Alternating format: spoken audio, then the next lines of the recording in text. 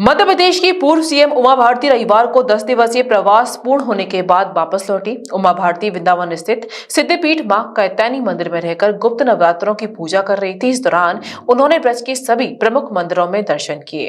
पूर्व मुख्यमंत्री उमा भारती ने पत्रकारों से वार्ता करते हुए बताया कि मैं यहाँ 10 दिन इस पवित्र स्थान पर रही, बहुत आनंद आया। उसी के साथ ठाकुर बांके बिहारी के भी दर्शन किए, जिसकी व्यवस्थाएं काफी अच्छी लगी। यमुना जी के भी दर्शन किए और बहुत आनंद के साथ वापस जा रही हूँ।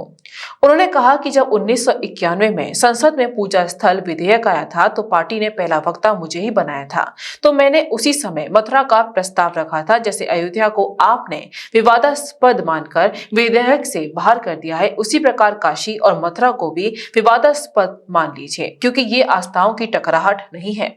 ये श्री कृष्ण की जन्मस्थली है और काशी द्वादश ज्योतिर्लिंगों में से सबसे महत्वपूर्ण ज्योतिर्लिंग है। वो बात काश उस समय मान ली गई होती तो तीनों पूजा स्थलों को विधेयक से अलग कर दिया होता, तो आज सब कुछ ठीक रहता। वहीं अयोध्या में विवादित ढांचा गिरने के बाद प्रमाण मिले थे, लेकिन मथुरा और काशी में ढांचा गिराए बिना ही प्रमाण मिल रहे हैं। मुस्लिम समाज भी इसे बहुत शांति से स्वीकार कर लेगा। बस हमारे देश के तथाकथित सेक्युलर हिंदू नेता अपने जहरीलेपन पर काबू कर लें। वहीं पूर्व सीएम ने कहा कि मैंने अयोध्या में रामलला के प्राण प्रतिष्ठा के मौके पर जो हमारे सबसे महत्वपूर्ण व्यक्ति हैं, उनसे मैंने कह दिया है कि मैं अगले 2 साल तक गंगा और यमुना शुद्धिकरण के अलावा कोई भी कार्य नहीं करूंगी। अपने भौतिक शरीर में साक्षात थे, तब उनकी बहुत इच्छा थी कि मैं यहाँ रहूं। 2-3 साल से प्रयत्न चल रहा था, लेकिन माँ की कृपा रही और इस साल गुप्त नवरात्रियों के पूरे 9 दिन मैंने कात्यायनी पीठ पर बिताए हैं। माँ कात्यायनी शक्तिशाली देवी हैं और केशवानंद जी महाराज ने जिस प्रकार से उनकी स्थापना यहाँ की है, इस स्थान को उन्होंने बहुत प्रभावशाली, शक्तिशाली और सबसे बड़ी बात है कि आनंद देने वाला स्थान बना दिया है। मैं यहाँ पर लगभग आज 10वां दिन है। मैं बहुत आनंद में रही और ये आनंद मेरे अंदर में रहेगा। बांके बिहारी जी के भी दर्शन हुए, व्यवस्थाएं सब मुझे बिल्कुल बहुत अच्छी लगी। यमुना जी के भी दर्शन हुए और एक बहुत आनंद के साथ जा रही हूँ। बहुत पहले ये बात मेरे मन में आई थी जब 91 में संसद के अंदर पूजा स्थली विधेयक आया था। पहली वक्ता में ही बनाई गई थी पार्टी की तरफ से। बहस को मैंने शुरू किया था तो मैंने उसी समय मथुरा का प्रस्ताव रखा था कि जैसे अयोध्या को आपने विवादास्पद मानकर विधेयक से बाहर कर दिया है, आप मथुरा और काशी को भी विवादास्पद मान लीजिए, क्योंकि ये आस्थाओं की टकराहट नहीं है। ये कृष्ण की जन्मस्थली है और वो द्वादश ज्योतिर्लिंगों में से सबसे महत्वपूर्ण ज्योतिर्लिंग है। वो बात काश की उस समय मान ली गई होती और तीनों स्थान पूजा स्थली विधेयक से अलग कर दिए गए होते, क्योंकि अयोध्या में तो ढांचा गिरने के बाद, खुदाई के बाद प्रमाण मिले हैं। मथुरा और काशी में तो ढांचा गिराए बिना ही प्रमाण मिल रहे हैं और मुस्लिम समाज बड़ी शांति से इसको स्वीकार करेगा। बस हमारे देश के जो सो कॉल्ड तथाकथित हिंदू सेकुलर नेता हैं, बस वो थोड़ा अपने जहरीले मन पर काबू कर लेवें। बाकी मुस्लिम समाज तो खुद जानता है कि दूसरे का धर्म स्थान तोड़ करके जो मस्जिद बनाई जाती है, वहाँ पे पढ़ी गई नमाज नाजायज़ होती है। मेरा मन असल में बड़ा विचलित हो गया था जब मैं अयोध्या जी में थी और रामलला के दर्शन किए, तो मुझे एक व्यक्ति का स्मरण रहा हमेशा, जिनके मैं बहुत नज़दीक रही, अशोक जी सिंघल। अशोक जी सिंघल के दृढ़ निश्चय के कारण ही, भले ही वो आज इस दुनिया में नहीं है, लेकिन उनके संकल्प की दृढ़ता से ही अंत में रामलला जी का प्राण प्रतिष्ठा का कार्यक्रम हुआ। तो मुझे लगा कि मुझे गंगा का काम सौंपा गया था, उसमें भी लंबा समय लगा था राम मंदिर आंदोलन में, तो कहीं ऐसा तो नहीं कि गंगा के काम में कोई मेरे मन में खोट रह गई, मेरे निश्चय में खोट रह गई। तो मैंने वहीं बैठ के तय कर लिया कि 2 साल अब मुझे गंगा जी का काम करना है और गंगा जी का काम करते हुए पार्टी यदि कोई जिम्मेवारी देगी तो मैं ले सकती हूँ, वो भी संगठन में। अन्यथा अभी मैं 2 साल पूरे के पूरे गंगा जी को अर्पित करूँगी और गंगा जी की जो कार्य योजना मैंने बनाई थी, जिसका एक MOU मथुरा में मैं साइन करके गई थी, वैसे MOU पूरे गंगा के किनारे पर साइन हुए थे, उसका कुछ हिस्सा बन गया और कुछ हिस्सा अधूरा है। वो 2 साल में पूरा हो जाए शीघ्रतापूर्वक, क्योंकि मोदी जी की भी गंगा और यमुना पर आस्था है और इसलिए उसी का संकल्प लेके मैं यहाँ से जा रही हूँ। और मुझे सभी ब्रजवासियों से आपके माध्यम से ये निवेदन करना है कि मेरे लिए रोज़ ब्रजराज बलदाऊ जी से प्रार्थना करें और बांके बिहारी जी से प्रार्थना करें और माँ कात्यायनी से प्रार्थना करें कि जिस मनोकामना को मैं मांग के जा रही हूँ यहाँ से, कि गंगा के यमुना का कार्य वैसा ही हो जाए जैसी कि योजना बना के छूट गई थी। उसका हिस्सा हुआ है, नहीं हुआ है ऐसा बिल्कुल नहीं है। लेकिन इन 2 सालों में मेरी पूरी ताकत अब इसी में लगेगी, इसके अलावा मैं अन्य कोई काम नहीं कर पाऊंगी।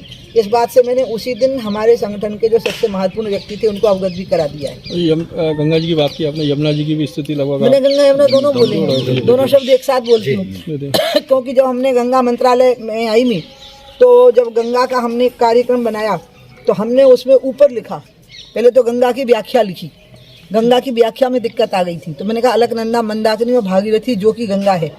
इसी प्रकार से बात आई गंगा की मेन ट्रिब्यूटरी यमुना, तो हर जगह यही है, हर प्रोग्राम में गंगा और उसकी प्रमुख सहयोगी नदी यमुना, गंगा और उसकी प्रमुख सहयोगी नदी यमुना, मतलब जो कार्यक्रम गंगा पे होना है वही यमुना पे होना है। ये दोनों अलग नहीं है, दोनों बहनें हैं।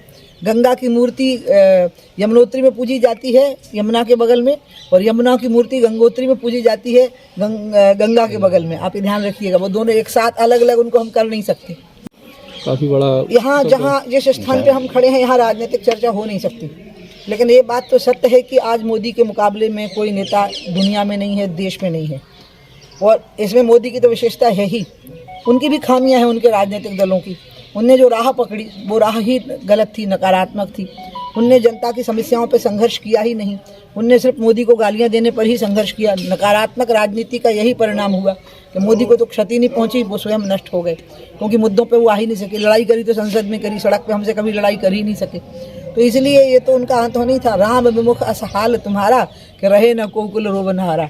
राम का विरोध करोगे तो यही हाल होगा कि कुल में कोई रोने को नहीं बचेगा। अगर कमलनाथ जी भाजपा में अगर ज्वाइन करते हैं तो क्या आप स्वागत मैं तो कमलनाथ मेरे बड़े भाई की तरह हैं। कमलनाथ जी से मेरे संबंध तब से हैं जब से मैं राजनीति में नहीं थी, और छिंदवाड़ा में प्रवचन करने जाती थी मैं, इसलिए मेरे निजी संबंध उनसे बिल्कुल छोटी बहन और सगे बड़े भाई के हैं।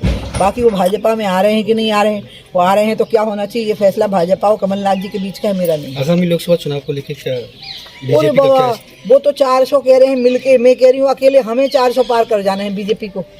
आप देखिएगा, अकेले बीजेपी को 400 पार कर जाना है। और यहाँ तो विपक्ष है ही नहीं, अब बचेगा ही नहीं, इसलिए विपक्ष को पुनर्निर्माण होगा, कोई ऊपर से कभी होगा, भविष्य में तो होगा।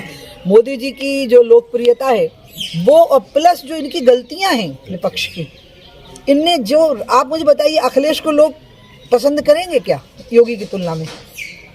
क्या अखिलेश और क्या योगी, किस प्रकार से आपराधिक प्रवृत्ति के लोगों को यहाँ पर बढ़ावा दिया गया था, और उसकी जगह पर योगी ने, एक योगी रहते हुए कुशल प्रशासक होने का जो परिचय दिया। आप मुझे खुद बताइए, आपकी आत्मा में तुलना होती है कहीं? ऐसे सारे नेताओं का। तो क्या राहुल गांधी की तुलना आपको होती हुई लग रही है? कहाँ जीरा और कहाँ पहाड़ वाली स्थिति है मोदी जी के साथ में। तो इनने खुद अपने करतूतों से अपने आप को इतना छोटा कर लिया है कि ये नष्ट हो ही गए हैं। अब इन्हें कोई नहीं बचा सकता, इन्हें तो खुद भगवान भी नहीं बचाना चाहेंगे। जनता तो छोड़ दीजिए, जनता तो उनके साथ है ही नहीं। मैं नहीं मानती हूँ जो मोदी जी ने कहा है कि हम एनडीए के साथ 400 पार होंगे। नहीं, अकेली बीजेपी 400 पार होगी, और एनडीए के साथ हो सकता है कि हम 450 तक पहुँच जाएं। Mehta hospital and IVF centre, Krishnanagar, Mathura. निसंतान दंपतियों के लिए अब एक वरदान। अब क्षेत्र के मरीजों को सुपर स्पेशलिटी सुविधाओं के लिए दिल्ली और आगरा जाने की जरूरत नहीं है। स्त्री और प्रसूति रोग, IVF सेंटर, नवजात शिशु और बाल रोग, सभी प्रकार के हड्डी और जोड़ों के ऑपरेशन, जोड़ बदलना, आर्थोस्कोपी, सारे जटिल फ्रैक्चर का उपचार अब एक ही हॉस्पिटल में उपलब्ध है। अत्याधुनिक अल्ट्रासाउंड मशीनें, लेप्रोस्कोप, इक्यूविलेटर, nebulizer, modular operation theatre, pathology lab जैसी आधुनिक सुविधाएं मेहता हॉस्पिटल में ही उपलब्ध हैं। मेहता हॉस्पिटल, कृष्णानगर, मथुरा।